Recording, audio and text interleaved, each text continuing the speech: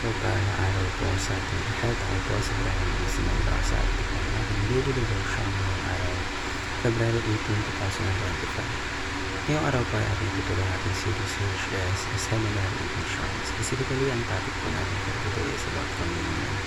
Nagko-communion ba kayo at bakit ito importante? So ngayon, ang ating talata po ay ang galing sa 1 Corinthians chapter 11 verses 23 to 26. Sabi po dito, basahin ko po. For I received from the Lord what I also passed on to you. The Lord Jesus, on the night he was betrayed, took bread, and when he had given thanks, he broke it and said, "This is my body, which is for you. Do this in remembrance of me." In the same way, after supper, he took the cup, saying, "This cup is the new covenant in my blood. Do this whenever you drink it in remembrance of me. For whenever you eat this bread and drink this cup, you proclaim the Lord's death until he comes."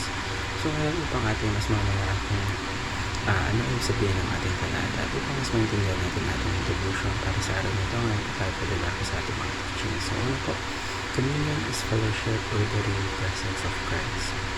Alam niyo po yung communion, hindi lang siya ritual, but it is a powerful moment where we connect with Jesus. So, kumbaga, it's like sitting at table with Him, being reminded that He is with us all the time. So, when we partake in communion, we're not just eating bread and drinking juice, but we are spiritually uniting with Christ in a deep and personal way.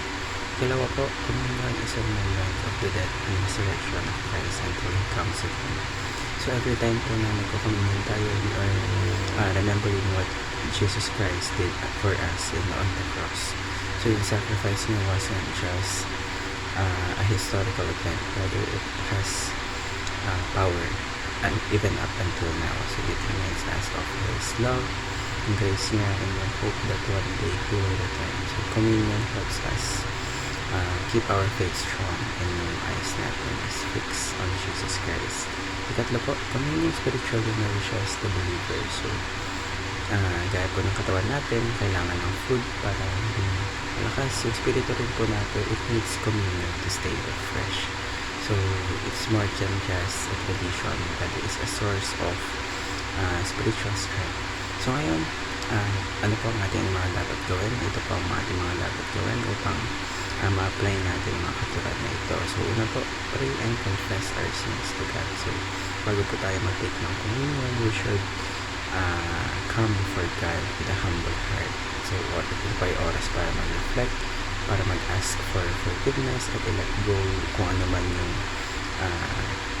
mapagabag sa iyong mga isipan, because God is always ready to forgive and restore. So, dalawa po, meditate on the death, resurrection, and the second coming of Jesus. So, ang communion po, it isn't just about looking back.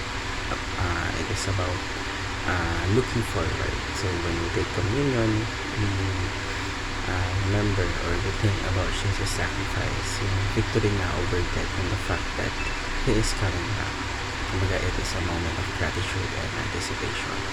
Ikatlo po, read 1 Corinthians chapter 11 verses 23 to 26 and partake of the body and blood of Christ. So yung Biblia po, it gives us a clear guidance on communion. So yung binasa po natin yung Bible verse kanina, it reminds us of Jesus' words and help us approach communion with reverence and faith. So as we take the bread and drink from the cup, we declare our trust in Him. Maraming po tayo